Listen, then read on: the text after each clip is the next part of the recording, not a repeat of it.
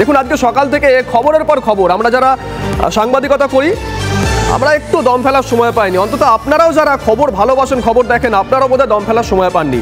সকালে শুরু হয়েছিল অভিজিৎ গাঙ্গুলির, সদ্য প্রাক্তন বিচারপতি অভিজিৎ গাঙ্গুলির সেই বক্তব্যটাকে মাথায় রেখে আমি আজকে মঙ্গলবার দিন 1:30টার সময় আপনাদের সামনে যা বলার বলবো। আমরা যাবো, তবে সকাল থেকে ঘটনাক্রমটা একবার দেখাই চট করে, পিসিআরকে বলবো দেখানোর জন্য। দেখুন,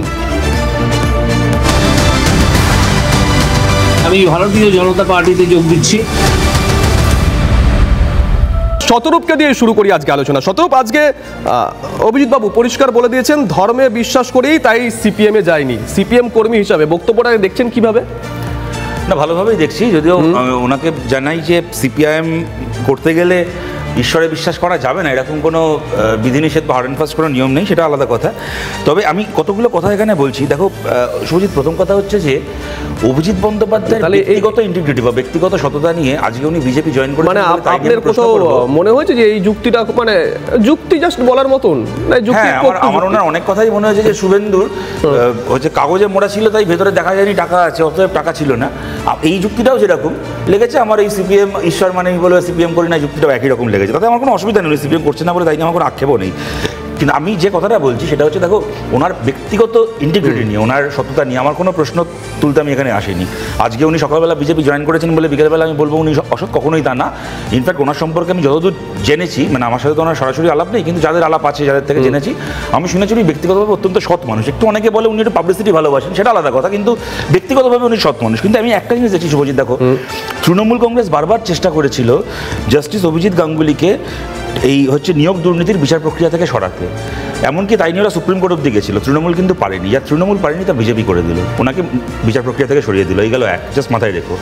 2 নম্বর কথা, তৃণমূল বারবার চেষ্টা করেছিল উনি ছাড়াও বাকি যারা বিচারপতি আছেন, যে অমৃতা সিনহা হতে পারেন, বিশ্বজিৎ বসু হতে পারেন, কি হচ্ছে যিনি ওই এখন চিফ জাস্টিস, একজনের বাড়ির বাইরে, ওটার নামটা কি, যার বাড়ির বাইরে পোস্টার লাগিয়েছিল, বিচারপতি মান্থা, এদেরও ইন্টিগ্রিটি, যে এনারা যে বিচারটা করছেন এর পেছনে রাজনৈতিক স্বার্থ আছে, এগুলো আসলে বিচার নয়, এগুলো রাজনীতি।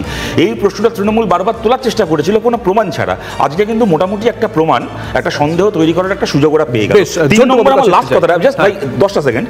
দেখো আমরা এমন একটা দিনে আজকে দাঁড়িয়ে আছি, আজ যেমন জাস্টিস অভিজিৎ গাঙ্গুলি একটা রাজনৈতিক দলে জয়েন করেছেন, আজকে জিএন সাইবাবাকে তোমরা জানো 10 বছর ধরে 99% হ্যান্ডিক্যাপ্ট একটা মানুষ, 99% হ্যান্ডিক্যাপ্ট, 10 বছর তাকে জেলে রাখার পরে আজকে মহারাষ্ট্র আদালত তাকে বেকসুর খালাস করেছে। আজকে যে একজন জাজ দাঁড়িয়ে বলছেন যে আমি আমার কার্যকালেও দীর্ঘদিন ধরে আরএসএস এর সঙ্গে যোগাযোগ রাখছিলাম, এটা আরএসএস ইম্পর্টেন্ট, যদি সিপিএম এর সাথে যোগাযোগ রাখতেন, যদি কংগ্রেসের সঙ্গেও রাখতেন, এই যে একজন বলছেন যে আমি ওদের সঙ্গে যোগাযোগ রাখছিলাম, ওরা আমার সঙ্গে যোগাযোগ রাখছিল, এই দেশের জন্য ডেঞ্জারাস। শুরু করছি বাংলা যা ভাবে। বাংলা 5ই জানুয়ারি থেকে ভাবা শুরু করেছে শেখ শাহজাহান এতটা ক্ষমতা হয় কি করে, 56 দিন, 57 দিন, 58 দিন কিভাবে পুলিশ তাকে ধরতে পারে না। সেই শেখ শাহজাহান এখন এই মুহূর্তে রয়েছে, ঘড়ির কাঁটা বলছে 7:28 রয়েছে পুলিশি হেফাজতে। 2.5 ঘন্টা কোর্টের নির্দেশ মেনে ভবানী ভবনের সামনে ছিল কেন্দ্রীয় বাহিনী এবং সিবিআই, কারণ আজকে 5ই মার্চ আদালত নির্দেশ দিয়েছে সিবিআইয়ের কাছে শাহজাহানকে তুলে দিতে হবে। কিন্তু তারপরে কি হলো? 5ই মার্চ সন্দেশখালীতে ইডির ওপর হামলা, সিবিআই তদন্তের নির্দেশ হাইকোর্টের, শাহজাহানকে সিবিআইয়ের কাছে হস্তান্তরের নির্দেশ আদালতের। তারপরে কি হলো? সুপ্রিয় গুহ আমাদের সঙ্গে রয়েছেন, আমাদের সহকর্মী সুপ্রিয়। দেখো, কলকাতা হাইকোর্টের তরফ থেকে যে নির্দেশ দেওয়া হয়েছিল যে আজ বিকেল 4:30-র মধ্যে শেখ শাহজাহান এবং তার সঙ্গে সঙ্গে যাবতীয় যা কেস ডকেট রয়েছে বা নথিপত্র রয়েছে সব কিছু হস্তান্তর করতে হবে সিবিআইকে, অর্থাৎ কেন্দ্রীয় তদন্তকারী সংস্থা সিবিআই। তারাই 3টি মামলা, অর্থাৎ নেজার থানার যে 2টি মামলা এবং বনগাঁ থানার যে 1টি মামলা, এই 3টি মামলা তদন্ত করবে। এবং তারপরেই আমরা যেটা দেখলাম যে 4:30 বাজার কিছু সময় পরেই নিজাম প্যালেস থেকে কেন্দ্রীয় বাহিনীর জওয়ানদের সঙ্গে নিয়ে প্রায় 5 থেকে 6 জন অফিসার তারা পৌঁছে যান ভবানী ভবনে। এবং তুমি যেমনটা বললে, প্রায় 2.5 ঘন্টারও বেশি সময় রাজ্য পুলিশের সদর দপ্তর ভবানী ভবনে ছিলেন সিবিআই আধিকারিকরা। কিন্তু তারপর আমরা যেটা দেখলাম যে 7:10 কিছু সময় পরেই সিবিআই অফিসাররা তারা বেরিয়ে এলেন এবং কেন্দ্রীয় বাহিনীর জওয়ানদের নিয়ে তারা কিন্তু বলা যেতে পারে খালি হাতেই ফিরে এলেন। এই 10 তারিখে একটা জনগর্জন সভা হবে তৃণমূল কংগ্রেসের তরফ থেকে। কি দাবি করা হচ্ছে? কেন্দ্র টাকা দিচ্ছে না, 100 দিনের টাকা। সরাসরি প্রশ্ন করছি, আজকে সেই মামলা নিয়ে, সেই অভিযোগ নিয়ে রাজ্য সরকার কোর্টে যেতে পারছে না। আজকে শাহজাহানের যেই এখান থেকে দেখলাম কলকাতা হাইকোর্ট একটা নির্দেশ দিল, সঙ্গে সঙ্গে সুপ্রিম কোর্টে চলে গেল। না, এই নিয়ে মনে হয় হাইকোর্টে একটা মামলাও হয়েছিল। কারা করেছে বলে দেই আপনাকে। শুভেন্দু অধিকারী একটি মামলা করেছেন, শুভেন্দু অধিকারী একটি মামলা করেছেন বলছি, শুভেন্দু অধিকারী একটা মামলা করেছেন, রাজ্য সরকার করে, রাজ্য সরকার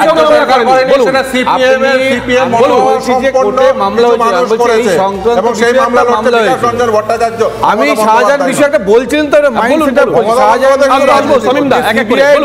আমার সরাসরি প্রশ্ন হচ্ছে গুরুত্বটা কি? ওই 100 দিনের যে লোকগুলো টাকা পাচ্ছে না তারা গুরুত্বপূর্ণ রাজ্যের কাছে নাকি শাহজাহান? সেটা আলাদা জিনিস, দুটোর মধ্যে গুলিয়ে যাবেন। তোমাদের এই ফ্লোরে হ্যাঁ দুপুরের বিতর্ক তখন হতো, আজ থেকে 1 মাস আগে, তোমাদের এখনো ফুটেজ পাবে। আমি পরপর 3 দিন এই কথা বলেছিলাম, শাহজাহানকে ইডি সিবিআইকে গ্রেপ্তার করতে হবে, কেননা রাজ্যের পুলিশ চেষ্টা করবে শাহজাহানকে হয় গ্রেপ্তার না করার অথবা গ্রেপ্তার করে ইডি সিবিআইয়ের হাতে যাওয়া থেকে আটকে দেওয়ার। এমনকি পুলিশের কাস্টাডিতে কালকে ওর মৃত্যুও হতে পারে যদি ইডি সিবিআইয়ের হাতেও না পড়ে যায়, সর্বনাশ হয়ে যাবে। কেননা যেটা রাজনীতি বলছিল একদম ঠিক কথা, শাহজাহানের কান টানলে অনেক মাথা চলে আসবে। আর এখন যে কথাটা উঠলো, সুপ্রতিম সরকার যখন প্রেস কনফারেন্স করছেন এত কিছুর পরে, মহিলারা ওইভাবে রাস্তায় নেমে এসে বলছে কিভাবে দিনের পর দিন তাদেরকে গ্যাংরেপ করিয়েছে এই শাহজাহান, তারপরে সুপ্রতিম সরকার বলছেন 2 বছর 2.5 বছর আগের অভিযোগ সেহেতু ওগুলোকে এখন আমরা ধারাগুলো যুক্ত করতে পারছি না, কেননা ইনভেস্টিগেশন তাড়াতাড়ি করা যায় না। ভালো কথা, তাহলে একই অভিযোগের জন্য আপনারা সিধুকে উত্তমকে কি করে ধরলেন, শাহজাহানকে ধরতে পারছেন না? পাতি ব্যাপার শুভজিৎ, জাস্ট 10 সেকেন্ড নিচ্ছি। তোমাদেরকে বলে দিচ্ছি, এই কুণাল ঘোষ না তাপস রায় না সুদীপ বন্দ্যোপাধ্যায় অলরেডি শুরু হয়ে গেছে। আজকে অভিজিৎ গাঙ্গুলি যোগ দিলেন বিজেপিতে, তাই নিয়ে আলোচনা। আমাদের আলোচনা থেকে সন্দেশখালি যত পেছনে চলে যাবে, আমি বলছি শাহজাহান বেল পেয়ে যাবে, হয় বেল পেয়ে যাবে, আমরা ভুলে যাব টুক করে কি ওর বিরুদ্ধে মামলা, ইডিকে দুটো ঢিল ছুঁড়েছে, কালকে বেল পেয়ে যাবে। আর যদি বেল না পায়, ও কাস্টডিতে সামিমদার কাছে ইডি সিবিআইয়ের হাতে পড়া থেকে ওকে যে করে শাসক দল হোক বা রাজ্য প্রশাসনের কর্তা, তারা শাহজাহান প্রসঙ্গে বলটা ঠেলে দিয়েছিলেন ইডির দিকে। ইডি কেন অ্যারেস্ট করছে না? সরাসরি প্রশ্ন। আজকে যখন কোর্ট বলে দিল সিবিআইয়ের হাতে তুলে দিতে হবে, তাহলে রাজ্য সরকার কেন সুপ্রিম কোর্টে মুখ করলো? কি কারণে? দেখুন, এই রাজ্য সরকার বারবার সুপ্রিম কোর্টে গেছে। আমি উদাহরণ দিয়ে বলি, দেখুন যেমন মিউনিসিপ্যালিটি স্ক্যাম, রাজ্য সরকার বলেছিল মিউনিসিপ্যালিটিতে স্ক্যাম হয়েছে, তো আমি কি করব?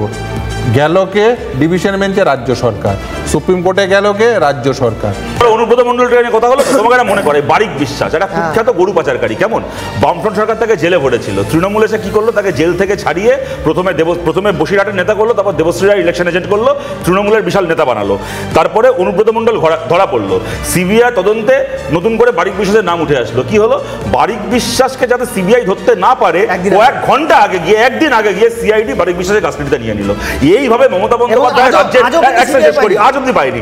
এইভাবে মমতা বন্দ্যোপাধ্যায় রাজ্যের এজেন্সিগুলোকে ব্যবহার করেন এই ক্রিমিনালগুলোকে বাঁচানোর জন্য। তার কারণটা হচ্ছে প্রতিটা ক্রাইম হচ্ছে মমতা বন্দ্যোপাধ্যায়, অভিষেক বন্দ্যোপাধ্যায়ের ক্রাইম। প্রতিটা ক্রাইম থেকে এরা বেনিফিটেড, এদের নাম চলে আসবে ঠিক করে। রাজর্ষি, কালকে তাপস রায় যে কথা বলেছেন আক্ষেপের সুরে ইঙ্গিত করেছেন যে আমার থেকে কি তাহলে শাহজাহান গুরুত্বপূর্ণ দলের কাছে? যদি একই প্রশ্ন পঙ্কজ বন্দ্যোপাধ্যায় তুলতেন সেই সময়, সত্যি তো অনুব্রত মণ্ডল বা শাহজাহানরা যতটা গুরুত্ব পান দলে, পঙ্কজ বাবুরা পেতেন সেই গুরুত্ব, তাপসরা পেতেন সেই গুরুত্ব। পঙ্কজ বাবু এবং তার সঙ্গে সঙ্গে অজিত পাঁজা, এই নামগুলো ভুলে গেলে চলবে না। ডক্টর নিশীথ সেনগুপ্ত এবং কৃষ্ণা বসু, 2001-এর সংবাদ মাধ্যমের খবরের কাগজের পাতাগুলো যদি একবার উল্টানো যায়, তাহলে পরে মমতা বন্দ্যোপাধ্যায় যখন কংগ্রেসের সঙ্গে জোট করছেন তখন তাদের কি বক্তব্য ছিল, কারা কারা কি বলেছিলেন, সেগুলো দেখলে কিন্তু অনেক জানতে পেরে যাওয়া যাবে। যে পঙ্কজ বন্দ্যোপাধ্যায় মমতা বন্দ্যোপাধ্যায়কে লালু আলমের মার খাওয়ার থেকে বাঁচালেন, সেই ছবিটা কিন্তু এখনও সংবাদপত্রের সবাই দেখতে পায়, সোশ্যাল মিডিয়ায় ঘুরঘুর করে। সেই পঙ্কজ বন্দ্যোপাধ্যায় যে থাপ্পড়টা খেয়েছিলেন, মানে লিটারালি খাননি, কিন্তু ওটাকে থাপ্পড়ই বলা যেতে পারে, অজিত পাঁজার সেই কেঁদে কেঁদে কথা বলা মমতার ব্যাপারে, মমতা বন্দ্যোপাধ্যায়ের ব্যাপারে, সেটাও পশ্চিমবঙ্গের মানুষ ভুলে যায়নি। কিন্তু লালু আলম কিন্তু আজকে মমতা বন্দ্যোপাধ্যায়ের তৃণমূল কংগ্রেসের ছত্রছায়ায়, পঙ্কজ বন্দ্যোপাধ্যায় কিন্তু আউট, অজিত পাঁজা কিন্তু আউট। বেশ, ঝন্টু বাবুকে দিয়ে শেষ করি। ঝন্টু বাবু, আপনি দেখুন পূর্ব ইতিহাস কি? একটা কথা বলবো,